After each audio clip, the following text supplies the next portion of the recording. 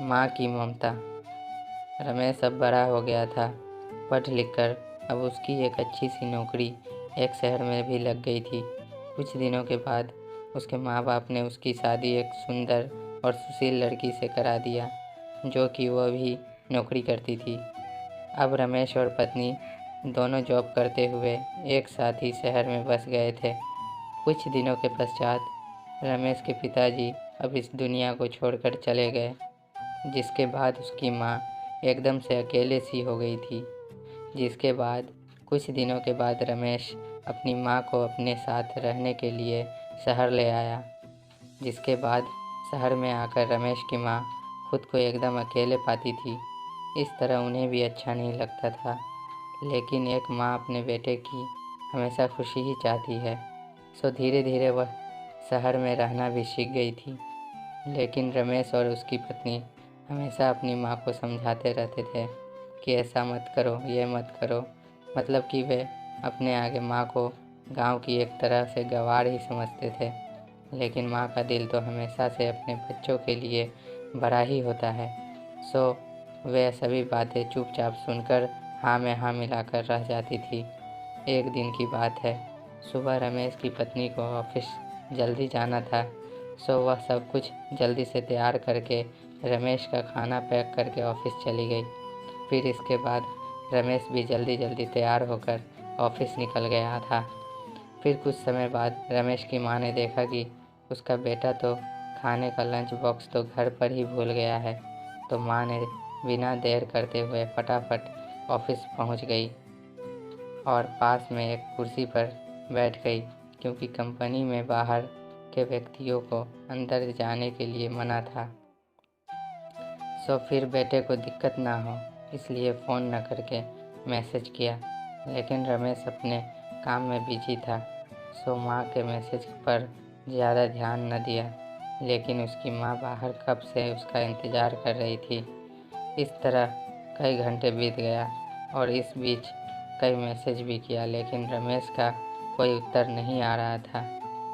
इस तरह रमेश की माँ को चिंता होने लगी थी।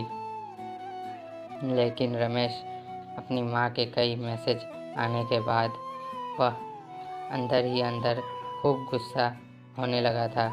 आज तो उसने तय कर लिया था कि आज घर जाकर माँ को खूब अच्छे तरह से समझा देगा कि यह उसका गांव नहीं है जो कुछ भी मनमानी करती रहेगी।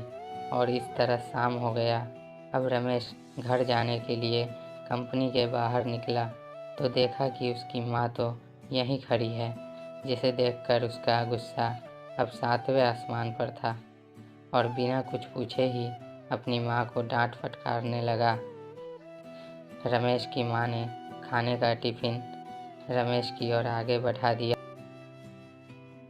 जिसे देखकर रमेश को अब समझते हुए देर न लगी कि वह अपना खाना भूल गया था, जिसे माँ ने उसे देने के लिए यहाँ आई थी।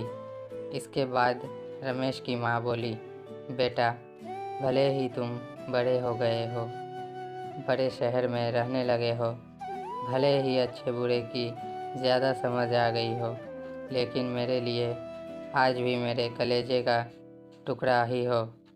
रमेश की अब आंखें खुल चुकी थी कि आखिर उसकी माँ उसकी परवाह करते हुए खाना लेकर आई थी, जिसे वह बिना सोचे समझे अपनी माँ को ही डांटे जा रहा था।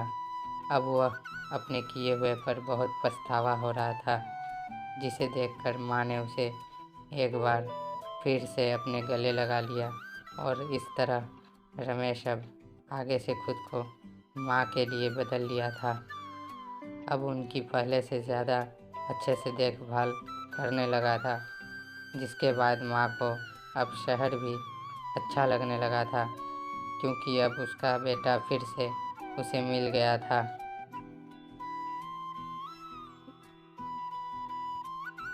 हर माँ बाप की यही इच्छा होती है कि उनके संतान उनकी बुढ़ापे की लाठी बने।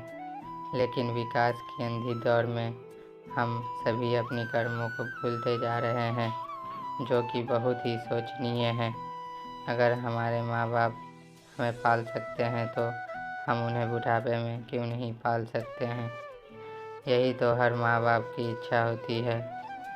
तो आप सभी अपने माँ बाप के उम्मीदों पर ज़रूर खरे उतरे। एक तरफ जहाँ हम पढ़ लिख कर खुद को ज़्यादा ही समझदार समझने लगते हैं, जिससे जाने अनजाने में माता पिता के बातों को गलत साबित करने में लग जाते हैं। लेकिन हम सभी यह भूल जाते हैं कि जिस माँ बाप ने अपने बच्चों की खुशियों के लिए अपनी खुशियों तक का त्याग कर दिए हो, वो भला माँ बाप अपने बच्चों को कैसे बुरा कर सकते हैं। उम्मीद करता हूँ कि ये कहानी आप लोगों को अच्छी लगी होगी। ये कहानी आप लोगों को कैसी लगी है हमें कमेंट करके ज़रूर बताइए। साथ ही हमारे चैनल को लाइक और सब्सक्राइब करना ना भूलें। अपना कीमती समय देने के लिए धन्यवाद।